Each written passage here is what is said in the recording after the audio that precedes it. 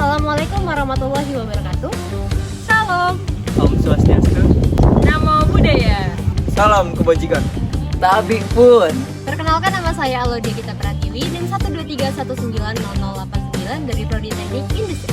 Perkenalkan, nama saya Clara Aurayudita dengan NIM 123120092 dari Prodi Teknik Geofisika. Perkenalkan, nama saya Ahmad Hidayat Putra dengan NIM 123120094 dari Teknik Geofisika. Perkenalkan, nama saya Prita Ojiba Simanulang dengan NIM 123190087 dari Prodi Teknik Industri. Perkenalkan, nama saya Ferry Ardiansyah Sagian dengan NIM 123400067 dari Prodi Teknik Telekomunikasi. Perkenalkan, nama saya Rapskin Takari dari Program Studi Teknik Industri dengan nomor induk mahasiswa 123190099.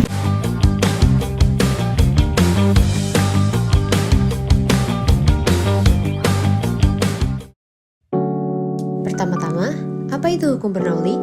Hukum Bernoulli adalah hukum tentang energi mekanik yang diterapkan pada fluida bergerak, di mana hukum Bernoulli menjelaskan hubungan antara tekanan, kelajuan aliran air, dan ketinggian fluida untuk massa jenis yang tetap. Hukum ini menyatakan bahwa jumlah tekanan energi kinetis per satuan volume dan energi potensial per satuan volume mempunyai nilai yang sama di setiap titik sepanjang aliran.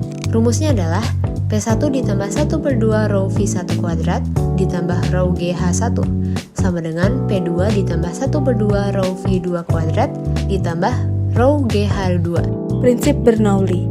Prinsip Bernoulli adalah sebuah istilah di dalam mekanika fluida yang menyatakan bahwa suatu aliran fluida, peningkatan pada kecepatan fluida akan menimbulkan penurunan tekanan pada aliran tersebut. Hukum Pascal. Hukum Pascal adalah suatu teori yang dikemukakan oleh Blaise Pascal pada tahun 1623 sampai dengan 1662, yaitu seorang ilmuwan Perancis. Beliau menyatakan bahwa ketika perubahan tekanan diberikan pada suatu fluida pada suatu ruang tertutup, maka perubahan tersebut akan diteruskan sama besar ke segala arah. Secara sistematis dapat dituliskan sebagai berikut. Alasan kami tertarik mengambil judul ini dikarenakan penerapan hukum Bernoulli sering kita jumpai di kehidupan sehari-hari. Contohnya, dapat digunakan untuk mencari tahu berapa kecepatan air yang keluar dari lubang kecil pada tangki air. Alat dan bahan. Alat 1. Gunting 2. Suntikan 3. Lem tembak 4. Korek. Bahan 1. Kardus 2. Lem 3. Air 4. Selang. Untuk cara kerja alat tersebut adalah yaitu yang pertama, siapkan alat dan bahan. Lalu tahap kedua, sambungkan kedua ujung selang aerator ke masing-masing suntikan. Untuk tahap ketiga, tempelkan kedua suntikan pada sisi kanan dan kiri kardus. Untuk tahap keempat, beri tekanan pada salah satu suntikan kanan sehingga suntikan kiri terangkat. Lalu untuk tahap yang terakhir, ukur dan hitung berapa gaya yang diperlukan, kemudian tambahkan beban pada salah satu suntikan. Kemudian ulangi percobaan.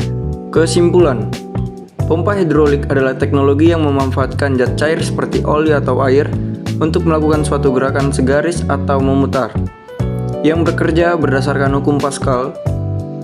Gaya yang diperlukan untuk mengangkat beban pada satu sisi pompa lebih kecil daripada gaya berat yang diberikan.